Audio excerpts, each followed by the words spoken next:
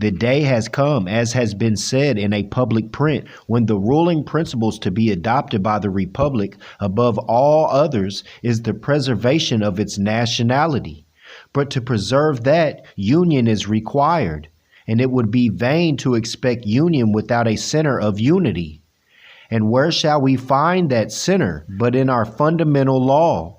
And what is more contrary to those laws than to search for any other center of resorts than those which these same laws indicate? This is an undeniable truth, because if institutions are of no use to save nations in the moment of conflict, of what use are they? Those who now exert themselves to recommend extra constitutional measures like the 14th and 15th Amendments, in that very fact, confess that those which are constitutional are inefficient, and thence we would infer a deduction too fatal, viz. Ergo, the federal system does not suit us, since it is absolutely inefficient to free us from the great evils which nations suffer. Is this inference to be tolerated, when in sundry official documents it has been acknowledged as that which has prevented the dissolution of the Republic and the only organization which can save us from the evils which threaten us? The Irish Confederation had a meeting on 9th of March, 1848,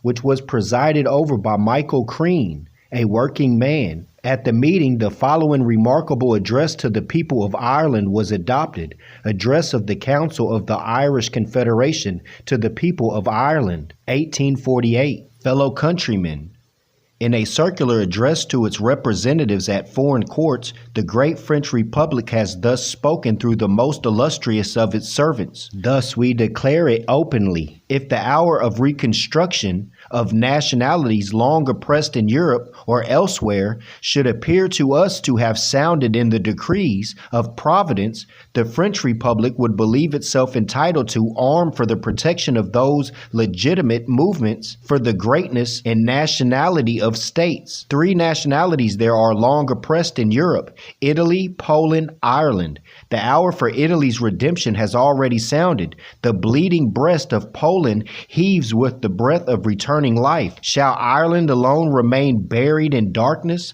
while her sisters are emerging into liberty and light? And that's the paramount importance of nationality. When the hour shall have sounded, when the virtues of nationhood shall appear, and the vices of provincialism shall be conquered and trodden down, when falsehood, cowardice, and selfishness shall be cast aside and regarded with scorn, when courage, self-sacrifice, and natural love shall mark the conduct of people. True indeed, money does not make the man, it's his free national standards and principles. Then shall we be in a position to call upon the great protectress of oppressed nationalities to redeem her pledge. When shall the hour have sounded? Whether in a month, in a year, or never, that depends, brother Irishman, upon you. I repeat, that depends, brother Irishman, upon you. If upon the threshold of this new career we will blot out all recollections of past injury from our hearts, if with hands clasped in hand we will swear before heaven that we will be true to each other, that no evil influence shall divide us, that no danger shall turn us back, that be of good hope, for the hour of deliverance is at hand, and a good and pitying God will not have sent us this fair opportunity in vain. Courage, mutual confidence, and brotherly love, these are the virtues of the hour indeed. Listen to the warning that is written in every page of the history of our servitude. The craft of the tyrant is more formidable than his strength. Reptiles whose breath is poison. Now again, this is 1848, so he could be talking about reptilians, etc. Will crawl around your steps, whispering suspicion, ridiculing all manly sentiment, decrying bold courses, undermining your confidence, and chilling the ardor of your hopes. You must tread these reptiles beneath your feet.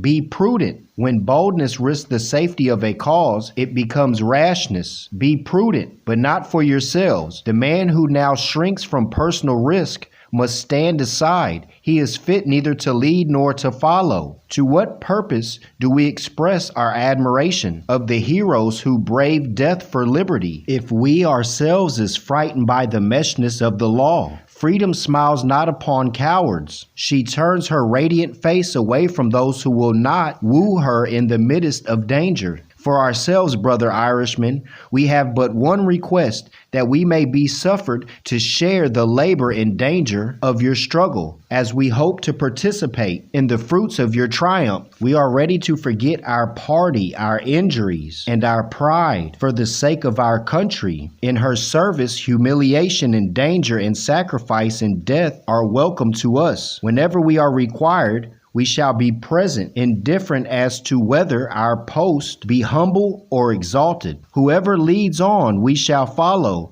insisting only that we shall go forward, forward, through graves were to yawn and giblets to frown across our path. J.B. Dillon, 1848. Human Rights Proposal. Number 6. Proposal to create a common European nationality and European passport. Tonight's a full moon, brothers and sisters. I leave you in love and peace.